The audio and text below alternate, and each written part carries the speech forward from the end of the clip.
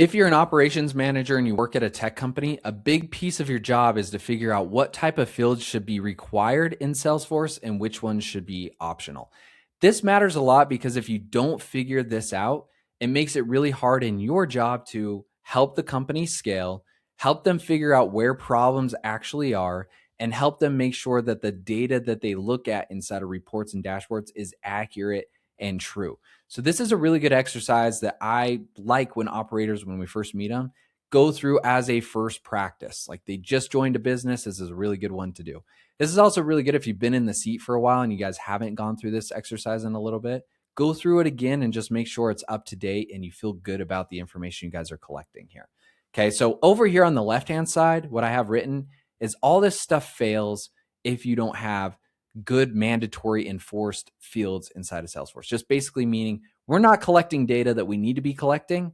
And this is now going to cause a problem for us to qualify our ideal client. It's going to make it hard to look at pipeline and forecasting. It's going to make it hard to automate anything because we don't know what's required and what's not required.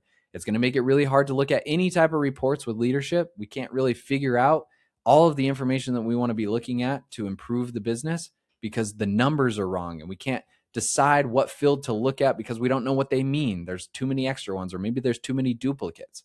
So you have all these problems over here to the left, okay? Over here to the right is the reason why we want to do this. Typically, we work with Series B companies, tech companies that are making at least $3 million in annual recurring revenue. And what we find is that these three things are typically happening. Leadership will ask for some type of report or dashboard. They look at the numbers, they think it's wrong, so they don't trust it. The reps, whether that's your marketing, sales, or support reps, they view Salesforce as busy work because there's just too many fields to fill out. And so they stop using Salesforce, or it's really hard to get them to use it the right way because they view it as busy work. And then the last one is I see different definitions amongst teams on the same type of process or field. So marketing has an idea of how the process should work. Sales has an idea how that same process should work. And support has an idea on how that same process should work. Nobody's on the same page. This is going to help us do that by cleaning up fields that don't need to be in Salesforce. We're going to delete them and keeping the ones there and enforcing them to be filled out so that we can grow the business. People like Salesforce. It's nice and clean and you can do your job really easily. All right. So the very first thing that I would do if I were in your shoes, or if you hire a consulting firm like myself to come in and my team comes in and helps you, what we would recommend first here is look at tools. Don't rely on opinions. What I see people do first is they think this is a good idea. Great. How do I do that? Well, I'm going to go to people in each department. I'm going to ask them if they fill these things out. I'm going to ask them why they use this field or don't use this field.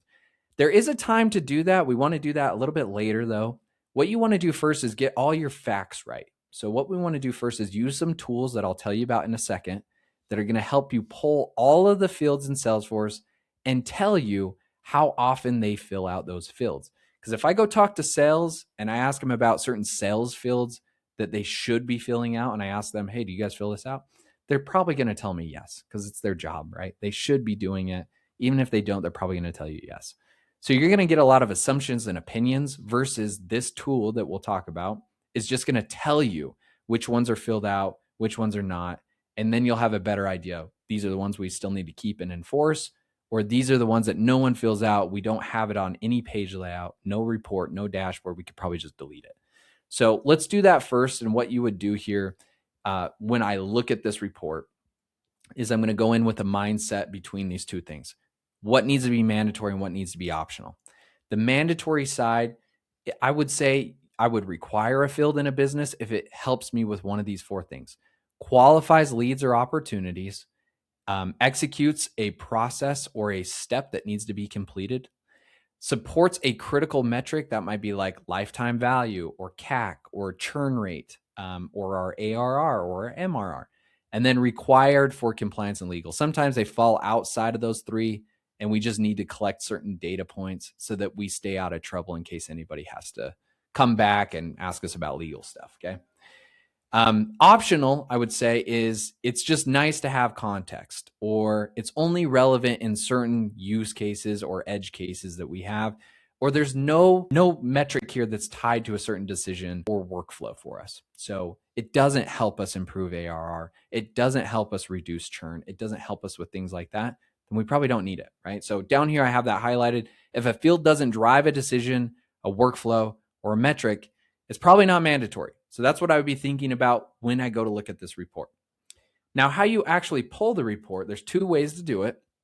There's one called that's inside of Salesforce, just called field usage, and then a really popular third-party tool that people use called Field Trip. Either one of those, what it does is it basically tells you all the fields that are used and created inside of Salesforce on what object. So here's all 500 fields on the account, 200 fields on the contact, 100 fields on the lead, however many are created. And then inside there, it tells you the percentage of how often those are filled out. So let's pretend it's like the first name on a contact. That says it's filled out 99% of the time. Okay, great. We always need the first name filled out. So definitely should be a required field. And it looks like as of right now, it might not be required because I don't see it 100% of the time, but people are making sure that they fill this out. This is always getting populated, which is a good sign. And then you might have the reverse. There might be some down there at the bottom that say this is only populated 1% of the time, 5% of the time, 2% of the time. Those are usually pretty easy ones to knock off right off the bat, to just get out of Salesforce. No one uses this. It's pointless. You can actually even tell if this is on a page layout, if this is in automation, if this is in reports. And if it's not in any of those, we never even look at it. Chances are also pretty high that we could get rid of this, right? And no one's filling it out anyway currently. So that's what I would look at as the tool itself, the metrics. And like I said, I would already be looking at this if I were in your shoes of here's what I think I could get rid of. Here's what I think I should keep before I even start having conversations with people. Okay. So this is a really, really cool tool to use. Either one of those would work for you. Here's one of them that I talked about, this Field Trip. But you could also look at field usage. Feel free to pause it if you want to kind of read through that a little bit more. Okay, so how to interpret what we find here. Now, there's that percentage we talked about. This percentage is really the marker to say how often something is being populated. I talked about this a bit, so I won't go too much more in depth, but just to make sure that makes sense for you, sometimes it's confusing when you first look at it because you're not sure what that number represents. So the example I use, like I said, with the contact, first name, you see 99%. Okay, great. That means that amongst every single contact record I have in Salesforce, 99% of them have the first name filled out, meaning 99% of the time this field gets filled out. Okay, and then this random 1% is the outlier. So that's the way that you could interpret the report that you're looking at. Same goes for the 3%, just means the opposite of that. Okay. All right. Now there's two ways that you can go about enforcing this once you are trying to decide whether or not you want to do that. We have page layouts and we also have validation rules. You can easily just go to the field and mark it as a required field in Salesforce, and that will force people to fill it out. What that does, though, is it doesn't take into consideration when they need to fill it out. It'll just require it anytime that they go in there to edit or create a record. So if I make the first, let's use first name. If I use the first name and make that required on a contact, if I go create a new contact, it won't let me save unless I put in a first name.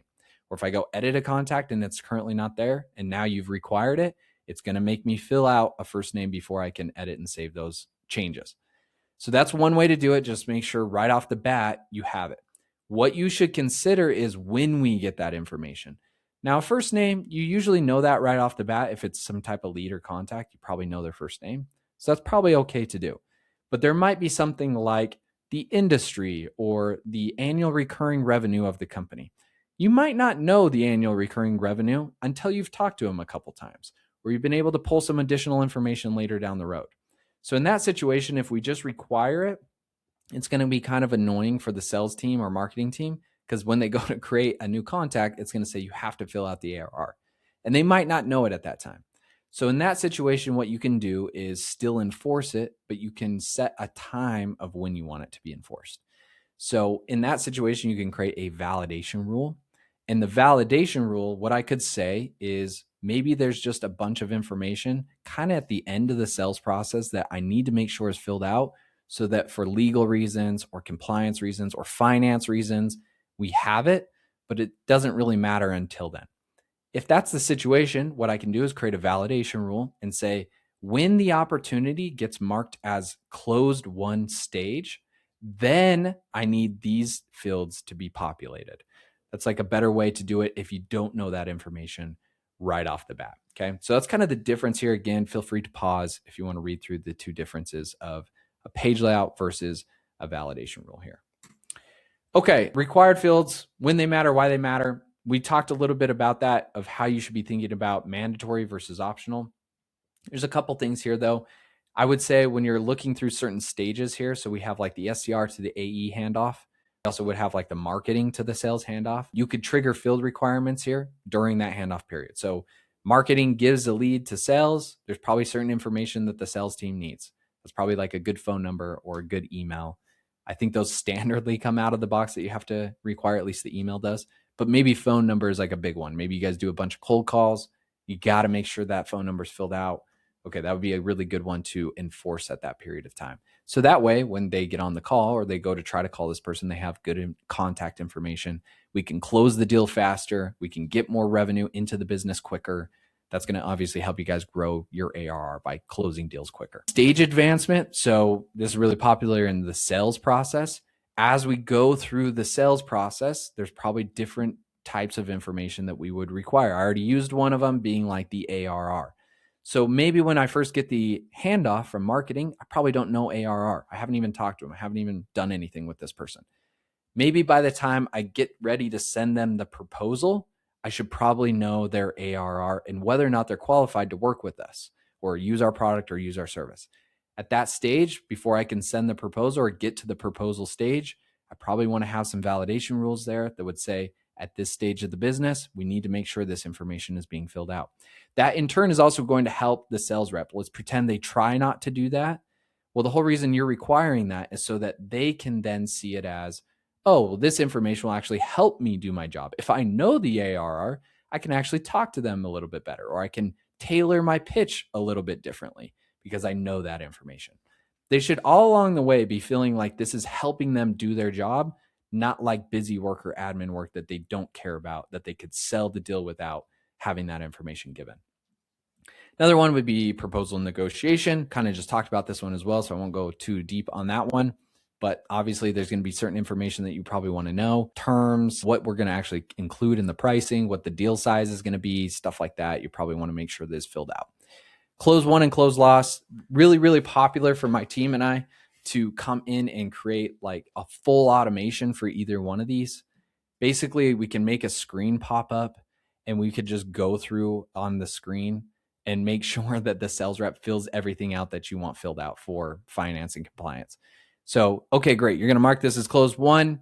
Boom. Here's a screen that pops up in Salesforce in front of the sales rep. It doesn't let them continue unless they do this.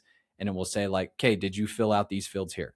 Or it will only pop up the ones that are missing. Hey, these are 3 fields that you're supposed to fill out before you can mark it as closed won. You haven't done that yet. Please fill these out. So you're the closed won. You are feeling really confident that all the information that you guys need as a business is populated. Same with closed loss. That one's overlooked a lot of the time, but you're going to learn a lot from the ones you lose. You want to understand those patterns and trends as well. Why did we lose this deal? What happened? Who were they? Were they not really qualified? Do we need to adjust our ICP? I would still have something like that for closed loss. Sometimes I see people do the opposite. They just kind of, it's closed loss, move on with our lives. So really cool way to do that, okay? All right, the ARR field. So here's a good way that you can go about doing that. I thought this was actually a little bit earlier in my presentation. So I'll just pause it here for you to just see if there's anything that you want to kind of review on your own. Otherwise, I'm going to move on from this page here.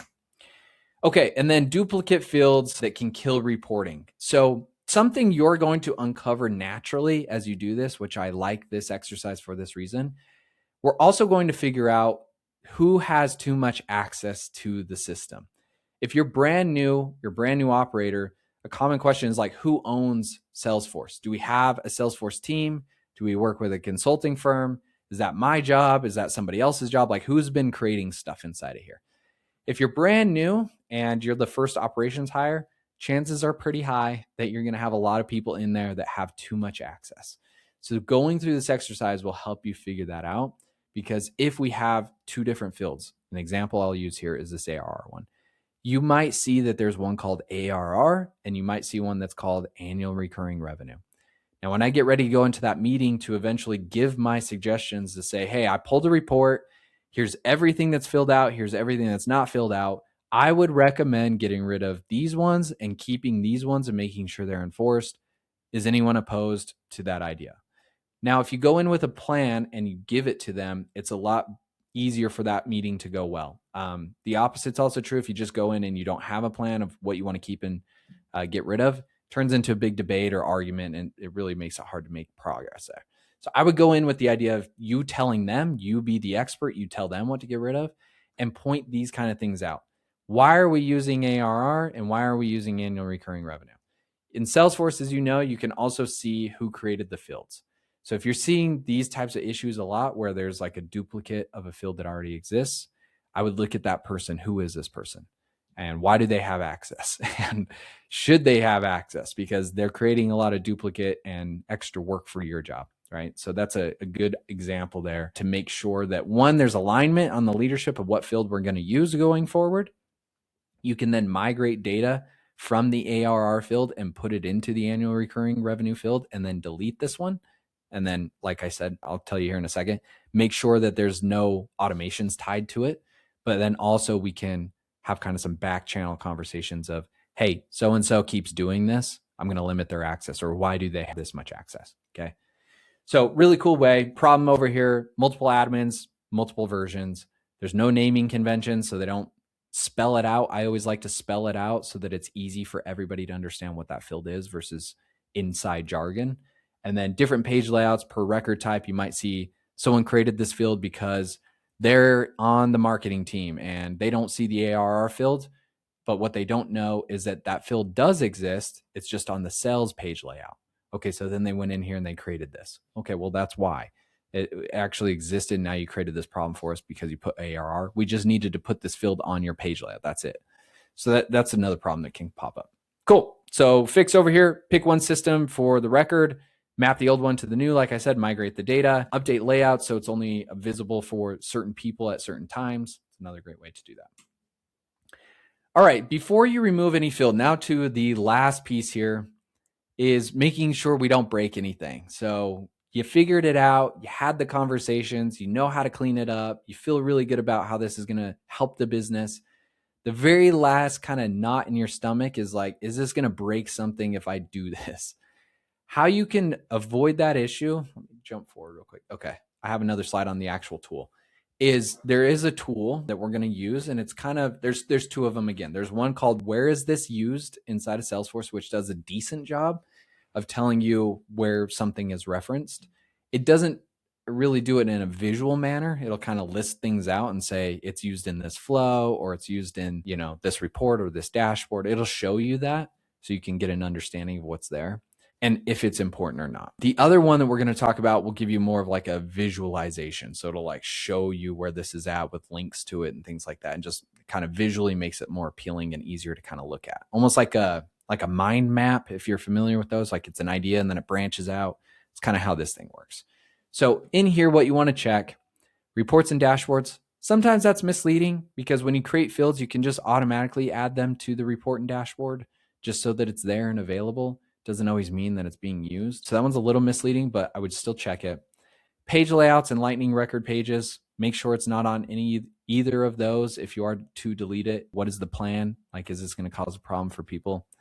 Validation rules. I don't think it allows you to delete it if it's involved in one of these, because it's a rule that you have set up that enforces people to fill it out. Formula fields, flows or automations, and then integrations and sync tools. Those ones can kind of hide as well. Like, is this something that one of our integration users references when we push information to another tool like Marketo or HubSpot or something like that? So check, where is this used? That's the native one inside of Salesforce. And then this second one over here is going to be called Salto. I like Salto quite a bit. I've been using this one for a while. I think they still have a free one that you can sign up for, and it allows you to have one org that's connected to production for free, which is really cool. Maybe that's changed, but last time I used this, that's what it was.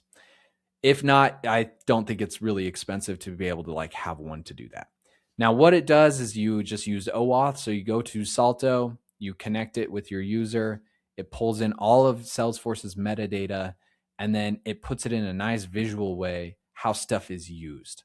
So I can now see, the flow is a little bit better, click to them easier, and it kind of like allows you to like drill in every single time. You're probably not going to follow super well until you actually just go mess around with it yourself, but it helps you drill in better, sees everything that's using a lot more visually versus the where is this used, where it's just basically a list that's there. So I really like this one as another option for you. Okay, so this is what you should be looking at. We're now done. We've looked at everything. We're going to delete stuff. We're going to get rid of it. This is really what this helps you out with. I would go object by object when you go to do this. So start off with wherever the main pain point is and then the least pain point. Most of the time, it's just top of funnel to bottom of funnel, meaning most of the time when these Series B companies hire you in, it's because they want to grow really fast. Why aren't they growing right now? Typically because they're not getting enough sales. So a lot of the times the pain is over on like the lead or the opportunity. So I would start here. Lead, look at the account, look at the contacts, look at the opportunity, look at the case, go through all of the ones that you need to, and take this one by one. So it's going to be a lot of fields, and that's probably why you got to chunk this up. Start with the biggest pain point, like I said, so you can solve the biggest one for them first. Go to that lead, look at all those, figure out which ones you can get rid of. Now, when I go to do this, you're going to pull in certain people when we get to the part where I've looked at the stats, I know what's populated, I know which ones I want to get rid of. I got to have now a conversation. This is now where you do have that conversation in a meeting. Pull in the right people. So if it's a lead, you probably want to have the marketing team, the sales team, as well as leadership and yourself. Now, it doesn't mean the whole team, right? I would limit this to the people that actually make decisions. So that might just be like a sales manager or like VP of sales, and then VP of marketing or CMO or, someone on the marketing team.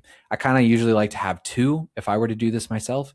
I like to have someone at the ground level, like somebody that actually does the marketing work. So some kind of marketing rep, and then their boss, somebody at the top looking at metrics. And then same thing on the sales side. Sales rep, why they prefer it, so you can get their input, sales manager, and then leadership on that side too. So for each one, pull in the right people. That's going to make it a lot easier to just hurry and get it done. And again, going in with the idea of saying, this is what I would delete, this is what I would get rid of, it's going to make this go a lot faster versus you going in and being like, what do we think of the ARR field versus the annual recurring revenue? Which one do we like? And then it gets into this like feeling and emotional kind of thing. Okay, awesome. How do we now stop this from coming back? I talked about this earlier, but we're going to limit some permissions. I would do a quarterly review of going through this schema of like looking at all your data. How's it feeling? Are we keeping up to date on all this? Are there more fields that we created because leadership told us we needed it and we created it and now no one uses it again? So having some type of quarterly review, I think, is helpful. If that seems too much, at least twice a year, I think is really helpful. Coming up with some type of naming convention as you now cleaned up all these fields, pick a way that you want these fields to be created. Do we want to use jargon, ARR, or do we want to spell it out, annual recurring revenue? Like, what way are we going to create fields? And then intake form fields for new fields. So a ticketing system, essentially. Like if someone wants to create a field, who do they go to? Do they go to the Salesforce team? Do they go to the consulting team? Do they go to you? How do we vet out whether or not someone can get this field created? How fast do we create it? There's got to be some kind of ticketing system. That's going to help you guys in the long run. What success looks like. Phase one, you're going to have fewer fields, higher completion rates. That's going to be super helpful. You won't have duplicates. You won't have conflicting definitions. Reps will experience less friction and less busy work with what they do. And after that's done, this is now where we can bring this to leadership to actually grow the business. So right off the bat, simple way to say this, people will like Salesforce again. It's going to feel a lot less of a burden to fill information out because they feel like it helps them with their job. And then over here on the second side, now that they are filling it out and using it, great. Now I, as the operator, can go to my leadership team and say, hey, here's, the last 3 months of data, 6 months of data. This is where we're seeing an issue. There's people on the sales side that are spending 32 days to go from stage 1 to stage 2. That's a problem. Why is it taking 32 days? How can we minimize how long that takes? Is it the information they're getting from marketing a problem? Is it the pitch that they give? Are we not reaching out to the right ICP? Like, why does it take that much time to go from an open opportunity to stage 2 where we talk to a champion or a stakeholder? So you can find trends like that now a lot easier because now you can trust the data that you see on your reports, that you know these are all the ones they fill out and the ones that we've agreed to use. And we got rid of all the other stuff that didn't matter. So we can have those conversations a lot easier, coach people better, refine our messaging, refine the ICP that we're reaching out to, and not have all that mess. All right, that's it. So if this is you, if you now are getting ready to do this, like I said, you're brand new to a company or you've been there for a little bit and you've realized we've never done this, really good exercise to go through, as you can see. If you want help doing this, this is something that we do. I feel like every single client that we work with, we can easily come in, guide you on this, or do it for you. There is a link in the description below. If you made it this far in the video, you might be interested in that. We're a Salesforce consulting firm. Like we said, we work with tech companies that are making at least $3 million in annual recurring revenue. If that is you and you want our help, click the link in the description below. We'll see if we're a good fit for you. If yes, we'll come in, take care of this for you. And if that is you, looking forward to speaking with you soon. Thanks.